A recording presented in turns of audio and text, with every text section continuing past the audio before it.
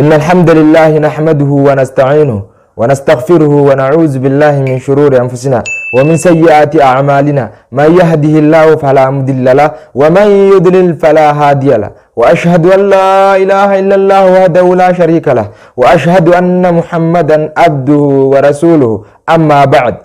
إخوة الإسلام السلام عليكم ورحمة الله وبركاته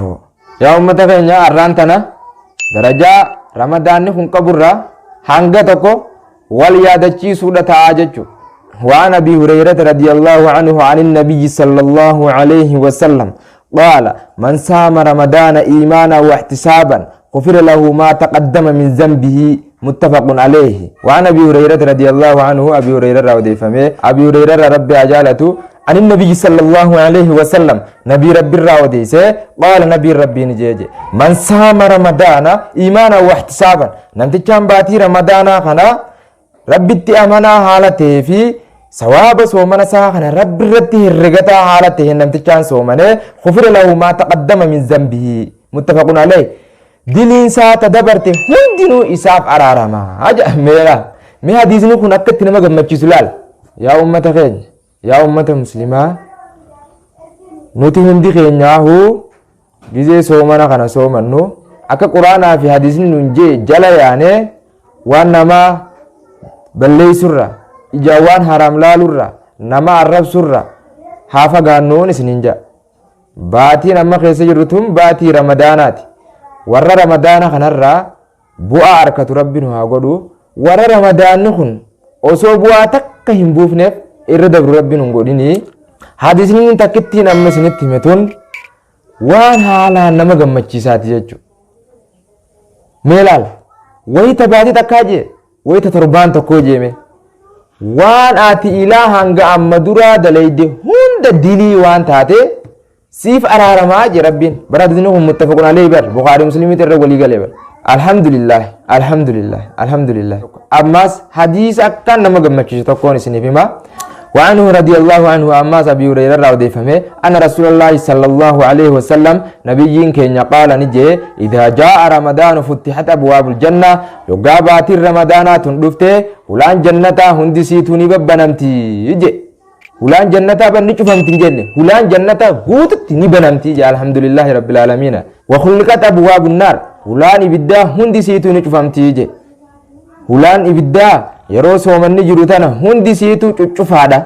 banaadha miti kan banaa jiru jannata bichaadha warra jannatul firdaws san arkatee warra ibidda kanarraa najaabu rabbiin haa taasisu wasuffidati shayaatiinu ammas shayxaanowwan ka akkan nama wali buusuudhaan beekame ka akkan badii hamtu dalaguu irratti nama kaasuudhaan beekame baatii ramadaanaa kana keessa ni hidhamaa jee nabiyyiin keenya alayhi salaatu wassalaami mee hadiisni kun yaa ummata keenya yaa ummata muslimaa hadiisni takkittiin tun akkatti nama gammachiistu mee laal gizee baatii ramadaanaa kana keessa hulaan jannataa guutumaan guututti babbanamtee hulaan ibiddaa guutumaan guututti cuccufamtee gizee shayxaanni baatii ramadaanaa kanaaf jecha rabbiin qabeenurraa hidhu mee darajaa baatii ramadaanaa kun qabdu mee atummaan ulaaliin siin jaabar yaa ummata muslimaa mee hadiisni takkittiin tun akkatti nama gammachiistu laal gizee baatii ramadaanaa kanaaf jecha hulaan jannataa guutumaan guututti babbanamtee hulaan ibiddaa guutumaan guututti cuccufamtee shayxaanni ka akkaan nama dararuu beekame ka akkaan badii hamtu irratti akka namni kakoo nama goruudhaan beekame yeroo baatii ramadaanaa kana keessa nurraa hidhee rabbiin hidhaa keessatti teessisu mee caalmay baatii ramadaanaa kana laal alhamdulillahi rabbil aalamiin islaama ta'uu keenyaafuu nuti ittiin boonna yaa ummata muslimaa warra rabbiin ji'a ramadaanaa kana keessa isaaf rahmata godhee isaaf araaramee yooniif kan duraan galmeen teenya galmee warra ibiddaa kan taatu taate galmee teenya san nuuf jijjiiree ibiddarraa bilisoomu rabbi nu haa taasisu waan aashata radiyallahu anhaa aasharraa odeeffamee rabbi sirraa jaalatu qaalat aashaan ni jette kaana rasuulullaahi sallallahu alaihi wasallam nabiin rabbii ni tahee jette izaa dakala ashru lawaakhiri min ramadaana yeroo kurni boodaa ramadaana irraa seene ahyaa alleyla halkan ka qaaxireessu tahee jette maaliin leeylii dhaabbachuudhaan quraana rabbii qara'uudhaan gorsaan nama gorsuun waan hamturraa nama dhoorkuudhaan nasihaa walii dhaamuudha kan qaaxireessu ta'ee jechuun nabiyyiin keenya alayhi salaatu wassalaam. Qaaxiraa buluun kan inni itti darajaa qabu yoonii fi leeylii quraana rabbiitiin salaat yoonii fi quraana rabbii qaraate yoonii fi waan gaggaarii nasihaa adda addaa akka namni amantii islaamaa tana jabeessuuf gorsarra bobbaate yoo kanaan ka qaaxiraa bultu taate wallaahi sawaaba guddaadha qabdaati. Fandishee itti banattee ganda dubrarra deemtee soomanatti hin jiraa bar soomana kamiin namni rafa jettee kawaata quraana rabbii hin dubbifne kan hadiisa rasuulaa bantee laalle sallallahu alayhi wasallam wallahi ati karaa malirra jirta. Fandisheen sunu haraami dhaggeeffatuun dibbeedha qaba. Wallahi ati muuziquma dhaggeeffatu jirta. Fandishee jechuun muuziqaa jechuun umaree jechuun muuziqaa jechuun wallahi muuziquma dhaggeeffatu jirta. Yaa ummata keenya isin hin dagin jiruun isin hin dagin bashannanii duniyaa kun isin hin dagin kanumaan bira dabarraa jechuun waa'ee qaaxiraa waa'ee qada ahlahu warra isaatis kadammeessu tahee jette kara leeylii salaatuudha. وشد الميزار مرتو سا خجبيفتو تهي جت مرتو خجبيفتو يجون عبادات نرتي خنججباتو تهي ليلي دابتو رت قرآن ربي قرأو رت خنججباتو تهي يجو متفق عليه حديث كان بخاري مسلمي ترى ولي قال ربين كن سبحانه وتعالى سومن نخن دركمتو قرآن خيستي نوف دبته جرا يجو قوله تعالى جت ربي خنيا سنا كم جا يا أيها الذين آمنوا كتب عليكم الصيام كما كتب على الذين من قبلكم ربين كن يكنا يا سبحانه وتعالى يا أيها الذين آمنوا يا ورّيت الرب التمنتن يا ورّيت الرب لقومستن كتب عليكم الصيام صومنون إسنرت دركما قدمت جرتي كما كتب على الذين من قبلكم أكما ورّي إسنين دور دبررت دركما قدمت isin kanarrattillee soomanuun dirqama godhamtee jirti saniifuu soomanuudha qabdanii jee rabbiin keenyalleen subhaanahu wa ta'ala quraana keessatti وعن أبي هريرة رضي الله عنه أبي هريرة وديفم ربي سر جالته قال رسول الله صلى الله عليه وسلم نبيين كين نجيج قال الله عز وجل ربين كين سبحانه وتعالى نجي كل عمل ابن آدم له شفتم من دلقا علم آدم هندي ساتو إسافتاتو لا أجي ربين كين سبحانه وتعالى إلا الصيام صومنا مالي صومني باتي رمضان خنا خيسا قبرتي خي صومنو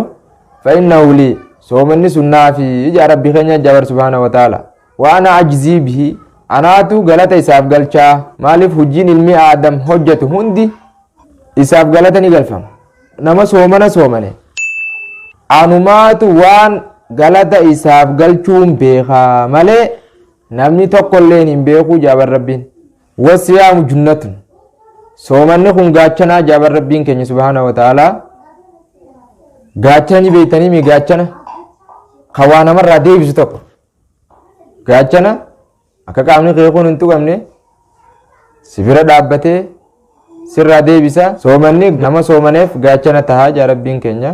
subhaanahu wa ta'ala faizaa kaana soomu yoomi ahadikum guyyaan soomanni tokko keessanii yoggaaniifi ta'e falaa yarfas kalaama hamaan dubbatin kalaama hamaa jechuun nama arrabsuufa nama waajajjechuufa cinaadhaan nama diddiruufa waan namni hin feene nama tuttuquufa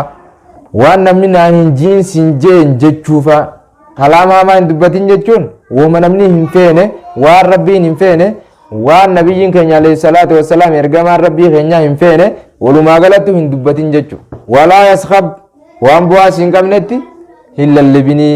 fa'in saabbahu ahadun oo qaatalahu yooniif namni tokko ka'ee siin lole yookaan yooniif kasi arrabsu ta'e falyaqul inni saa'imun ati namtichi san hin jii ani soomanaan qaba si wajji walin qixxaadhu jiini wallazii nafsu muhammadin biyadihi isa lubbuun nabi muhammad harkasaa jirtuun kakadhe lakhuluufu fami saa'imin shurufkaa afaan nama soomana qabuutu atyabu cindallaahi min rihil miski rabbi biratti urgaa miskiin urgooyturra urgaayaa je lissaa'imi farihataani nama soomanuuf gammachuu lamaatu jira yafrahumaa kan isaan lamaanitti gammadu izaa aftara fariha bifitrihi yerooniifi furuuf deemu ni gammada furuinsa saasanitti dhuguma gaafun yeroo furaan keessan meelaal atummaanuu iflaale yaa nam soomana qabu gizee soomana furuuf deeman san lubbuun tun akkanumatti if jaalad akkanuma si gammaddi. Takka tanaa jechuun nama soomana qabuuf gammachuu lamaatu jira jee lamaan irraa takka tanaa jechuun wa izaa laqaya rabbahu fariha bisoomihi gizee yeroon isaa geessee rabbii isaa qunname fariha bisoomihi galata sababaa inni soomanuutiin rabbiin isaaf galchu sanitti ni gammadaa jechuudha. Muttafaqun alayhi hadiisa kana Bukhaarii Musliimitu irra walii galee yaa ummata muslimaa warra qaamaa qalbiin isaanii duniyaa qofa irratti hidhame jalan deemin. Keessattuu naannawa keenya godina Harargee lixaa aanaa Daaroo Labuutii fi godina Arsii Bahaa keessatti baay'inaan namni abbaa gadaa ta'e dhume. Soomana kana maal godhuu soomantaa jaabar. Hedduu kan namni naaf inni wal wajjin falamne khayrra wal falminees. La'natullaahi alayhim. Soomana kana maal godhuu soomantaa? Soomanni kun keenyaa miti ka Arabaati. Nuti aadaa Arabaa hin naanneessinu. Aadaa Arabaa maal godhuu nan naanneessitanii? Warajoo jira. Nuti ammoo Islaamni hundi keenya soomana keenya soomannee salaata keenya salaannee salaatulleeylii keenya salaatuudhaan warra ibaadaan teenya hundi irraa qeebalamte akka rabbi nu taasisu ta'uudhaaf ibaadaa teenyatti haa jajjabaannu warra soomanni keenya kunii fi salaanni keenyaas irraa qeebalame rabbi nu haa taasisu. Haatimaa teenyaas guyyaa asirraa kara mana keenya kazalaalamsani kaane rabbi nu haa tolchu jechaa wa akhiru daawaanaa alhamdulillahi rabbil aalamiin.